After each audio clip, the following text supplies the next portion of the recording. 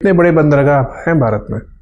आज हम बात करने वाले हैं इंडिया के मेजर पोर्ट्स के बारे में। Ministry of ports, shipping and waterways के अनुसार भारत में टोटल 13 मेजर पोर्ट्स और 200 से अधिक नॉन मेजर पोर्ट्स हैं। इनमें से 12 मेजर पोर्ट्स अभी ऑपरेशनल हैं, जबकि एक नया मेजर पोर्ट वधावन पोर्ट जो कि महाराष्ट्र में है अभी डेवलप किया जा रहा है।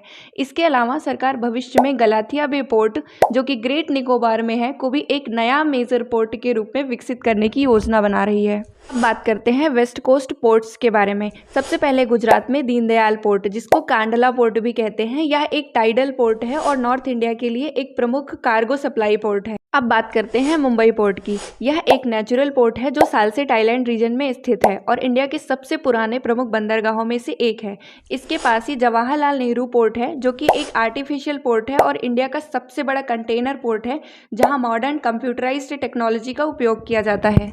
गोवा में स्थित मार्मुगांव पोर्ट जुआरी रिवर के एस्चुरी पर स्थित एक नेचुरल पोर्ट है और आयरन ओर के एक्सपोर्ट के लिए प्रसिद्ध है। कर्नाटका में न्यू मंगलोर पोर्ट और केरला में कोचीन पोर्ट। कोचीन पोर्ट एक नेचुरल पोर्ट है और यहाँ स्थित कोचीन शिपयार्ड लिमिटेड इंडिया का सबसे बड़ा शिपयार्ड है। अब बात करते हैं ईस्ट कोस्ट पोर्ट्स की। तो तमिलनाडु में चेन्नई पोर्ट, यह एक आर्टिफिशियल पोर्ट है और इंडिया के सबसे पुराने आर्टिफिशियल पोर्ट्स में से एक है। इसके साथ ही कामराजर पोर्ट और वीओ चिदम्बरम पोर्ट भी यहीं स्थित है। आंध्र प्रदेश में विशाखापत्तनम पोर्ट, ओडिशा में पारादीप पोर्ट, यह एक आर्टिफिशियल पोर्ट है जो मुख्य रूप से बल्क कार्गो के लिए विकसित किया गया है। और लास्ट में वेस्ट बंगाल में श्यामा प्रसाद मुखर्जी पोर्ट, यह इंडिया का ओनली रिवराइन मेजर पोर्ट है जो हुगली रिवर पर स्थित है और इंडिया का सबसे पुराना पोर्ट है जिसे ब्रिटिश पीरियड में डेवलप किया गया था। अब बात करें इंपॉर्टेंट पॉइंट की, तो हल्दिया पोर्ट और कोलकाता पोर्ट अलग अलग मेजर पोर्ट्स नहीं है, बल्कि दोनों मिलकर एक ही सिस्टम बनाते हैं, श्यामा प्रसाद मुखर्जी पोर्ट।